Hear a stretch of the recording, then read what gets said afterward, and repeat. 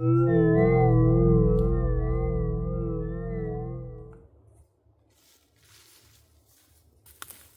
access.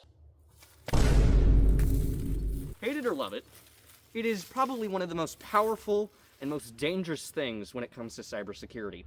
To be able to get into a system and have full control over it, more control than the user themselves with physical access, that is straight out of a fucking horror movie. It's really bad. But what's the difference between legit remote access software and not so legit access software? There are things like AnyDesk, TeamViewer, Windows Remote Desktop. Now those, they suck ass, as you might tell. For example, AnyDesk, you need an ID and a password to get into a computer, right? And it does the whole annoying ass pop-up. That's what today's video is about, by the way. And there's also non-legit softwares. For example, stuff ranging from SheetRap, a Russian malware that's a C2C server that can be used for botnetting, crypto mining, or just really bad shit. And there are stuff like Xworm. If you've skidded Xworm and used it on someone, go fuck yourself. Now, the problem with Xworm, compared to something like AnyDesk or any other non-legit remote access tool, is the user doesn't know it's on their computer because it is a Trojan horse. Now, a Trojan disguises itself as a legit software. For example, I could create a payload called steam.exe, send it to a victim, and they'd think, oh, that's just Steam, right? No. When they run it, it can rootkit as xdxd, which is a not super well-known rootkit. It's Russian. Everything's fucking Russian nowadays, but very dangerous, very powerful, has system attributes. You can't really find it unless you know where it is, and typically the attacker knows where it is. Now, an annoying thing about remote access tools is you can quite literally burn them off the disk. So after you're done tormenting someone or doing whatever terrible shit you're doing, you can just burn it, and there goes all traces of you being there, IP addresses, data logs, well, not IP addresses. If they do know networking, they could probably pull some shit, but if you use a reverse proxy, so it's connecting to something else in their network to connect to you, that's a little complicated, not going to get into that, but that can be how you would mask that. Could also work on NAT firewalls. Not going to get super into that, don't want to get demonetized yet. Anyway, AnyDesk, a legit software, warns the user, hey, this user's trying to connect to your session or computer. And you're like, okay, you can either accept. And scammers technically use AnyDesk a lot because it's a legit software and it already deals with port forwarding, which is already a pain in the ass unless you know how to do it. Now, I personally used to use a software called playit.gg to automate port forwarding. It's really convenient having a static IP address for things, but unfortunately due to abuse of that software, they did put a paywall. And I'm a cheap fucker, so I ain't paying. Fuck that. So I switched over to AnyDesk, and I'm thinking, how can you use AnyDesk for reconnaissance or legit remote access, or not legit, for red teaming, or just any kind of on-field work? And I was experimenting, fucking around with PowerShell, and I did figure out that you can use PowerShell to send data to a Discord webhook, or any kind of webhook. I like to use Discord for my payloads. It's just really fucking convenient. They have like a whole system. It's just, life's so much easier. Call me a skid, it's really fucking convenient. And you could use something like webhook.io, which creates a webhook for you, which is also convenient. That actually might be shut down. Never mind. Don't go to that site. It might have gotten defaced. I don't recall. Haven't used it in years. Anyway, what the payload does, essentially, is it installs AnyDesk on the user's computer without them technically knowing, but you do need about 10 seconds of physical access, which is kind of how much you would need regardless. Now, to execute this payload properly, you'd want to use a bad USB or be really good at fucking typing, like 200 characters per second typing. If you can do that, good for you. I'm willing to bet you can't actually do that, though, without a bad USB. Once the payload runs, it will download AnyDesk from the AnyDesk website and do a hidden install of AnyDesk. Now, you do need admin privileges, but there's so many UAC bypasses nowadays that that's not really concerning. Especially with bad USB, it's literally Windows X, and then down, and then left arrow. It's actually Alt-Y, yeah. I'm not going to get into that. I can't think of it. But you know what I'm saying. It's pretty fucking easy to get admin access in a PowerShell window. Now, once it installs, it will then set a password. That can be anything you want. I'm not going to tell you mine. You'll see it in the demo. But then it also gets the ID, and it connects that into a little embed and shoots it over to my webhook. Then it installs AnyDesk. Installs AnyDesk, does a pop-up, kills the software so that it will run the password installer. Again, this is all PowerShell, all Windows native, so you don't need to install anything for this. It's really fucking convenient, which is why I find it really scary. But yeah, Once you have AnyDesk on a system, you can do anything, essentially. You can add files, you can bypass NAT firewalls because it is a legit signed, verified software, and the IP address probably isn't blacklisted from most, what's the word called? E-commerce companies? Not e-commerce. What's it? From most enterprises. Sure, we'll use that word. Now, again, AnyDesk, it's kind of shitty because it does do that quick pop-up, but it's a blink of an eye when you have a password because it will open, close, and go into the taskbar. You can still see it, but it's just enough because it works perfectly. And it can, yes, probably bypass a few NAT firewalls because, again, legit, signed, verified software. I'm not saying you should do that, but today's demo is for educational reasons only. Do not do illegal shit. Do not hack stuff without permission. But this demo is just to show the dangers of what legit software can do with 5 seconds of physical access. Now, again, with remote access tools, it's a gray area of legal and not legal. AnyDesk, legally, they have to have your IP address on the computer. Now, other legit, non-legit access tools like XWorm, SheetRat, they're just TCP and UDP protocol. They don't save anything on the computer except for dynamic language libraries to run payloads, which is why the initial payload file will be like 20 kilobytes, like smaller than a fucking image, like 2% of an image file. But that's because, again, everything's TCP, UDP, so it doesn't really dox you like AnyDesk does, because you can, like, install AnyDesk IP puller and just see anyone's IP who connects to your shit, which is not ideal, but let's say you run, like, a virus to just wipe Windows off the computer or to just, like, override the MRB, same shit. Then maybe it would remove some traces, but not always ideal, because you can still get data off of an SSD, even though you burn it, sort of. I don't know. But yeah, that's what today's video is going to be about. I hope you guys enjoyed the demo.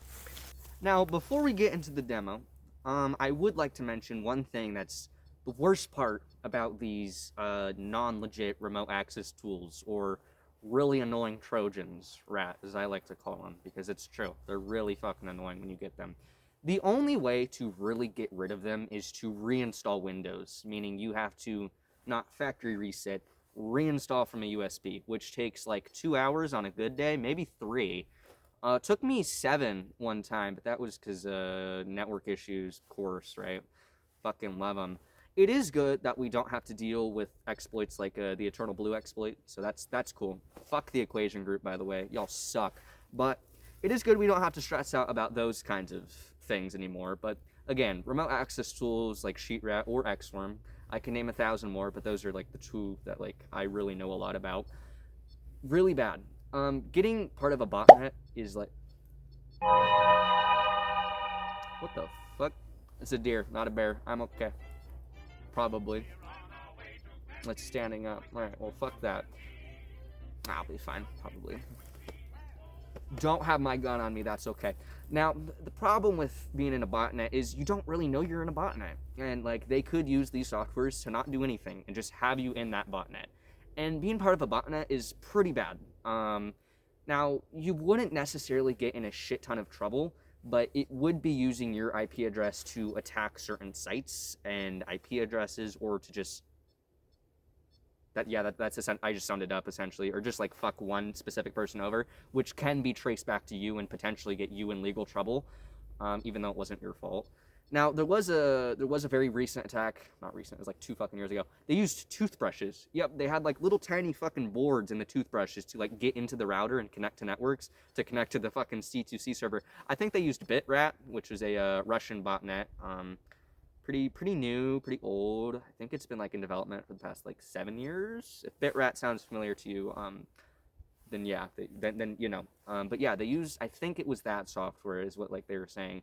But yeah, it was like 40,000 fucking toothbrushes that they sold, and those were part of a botnet. And yes, they did get traced back to IP addresses, and people legit got in trouble for having a fucking toothbrush. It's crazy how elaborate these hacks are, but that's why you just gotta be careful with the shit you install and the people you let near your fucking devices. Don't let some motherfucker dressed like this come anywhere near your shit. No, but they're not gonna look like this, because this is a little too telling, right? But it could look like anyone, really. Like, hey, can I make a phone call, and then fucking install malware on your Android? Or hey, can I use your computer? I really need to send an email, super urgent. If that actually works on people, I'm quite concerned. I don't think it does. I don't think that's ever been used before. I just made that up. But if it has and someone's fallen for that, I think it was kind of meant to happen. That's harsh, but like, holy shit, some people are dumb. But it's not really their fault. I mean, I feel the only reason you should get tricked by a scammer is if it's actually like extortion. Because scamming is so fucking ridiculous. There's like sextortion scams, which like claim, hey, I have a nude imagery of someone, right, or of you, for example, and they'll like put your email address and like a password that you had that's like in a 5-year-old data leak, because like they don't do fucking research, and they're like, I have a Trojan on your computer, this, send me Bitcoin. Don't reply to this email. Once you open it, ticking time clock, to like stress people out. But it's like they don't attach evidence. Like, be smart. Like, attach PDF malware to it to make the user like actually get hacked. Don't. Okay, why am I giving them advice? Fuck. My fault. Don't listen to me, guys. But listen, you know what I'm saying. If you're a scammer, if you know what I'm saying. But like, yeah, it really is sad how many people fall for them. But back to the extortion thing, there are shit like SheetRat, for example. Getting hacked with SheetRat, they can just straight up extort you because they wouldn't claim to have that imagery of you doing that. Access to your webcam, microphone, maybe even your phone if they do good enough job of social engineering. That can really ruin someone's life.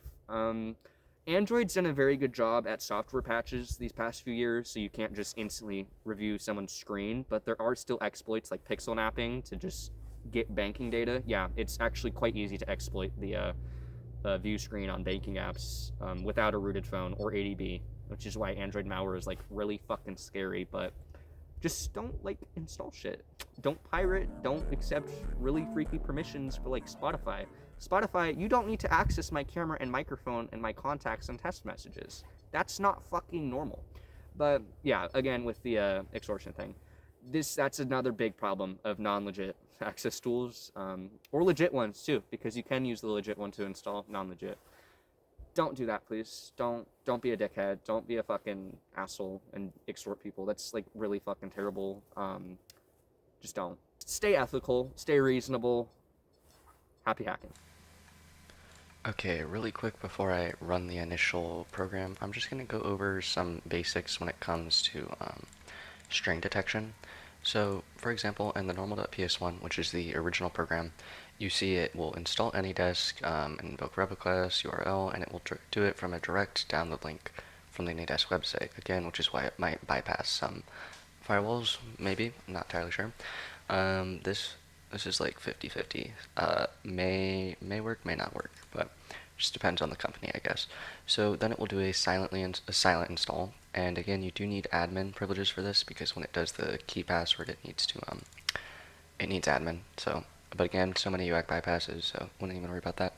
So this will get detected by VirusTotal as a webhook, not because it is malware. Well, technically it is, yes, but just because it's a webhook, right? And it's like, what? Why does it gotta do that? It's weird.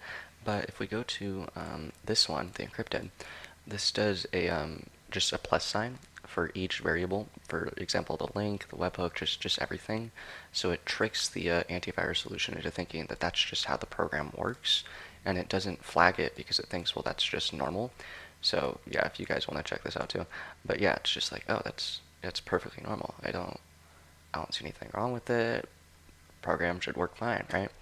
And it does. These run the exact same. This one just bypasses the webhook detection for antivirus, but again, that's not really considered malware-y. So, I mean, this is malware, but you know what I'm saying. So now let's go over and run it real quick. Run o.bat, and then actually we're gonna have Discord open for when I do this. Okay, run as administrator. Yes. Minimize this. You're gonna see it downloading the bytes. And then you're going to watch it open AnyDesk, so it runs the software, so it tricks the computer into thinking, okay, we actually have AnyDesk installed. That means we could probably set a password, right? And the program, you can see my system care just detected it. It'll just be like, okay, yeah, let's set a password now. So you can see my ID. And then I'm actually going to get my phone ready so I can connect as fast as possible.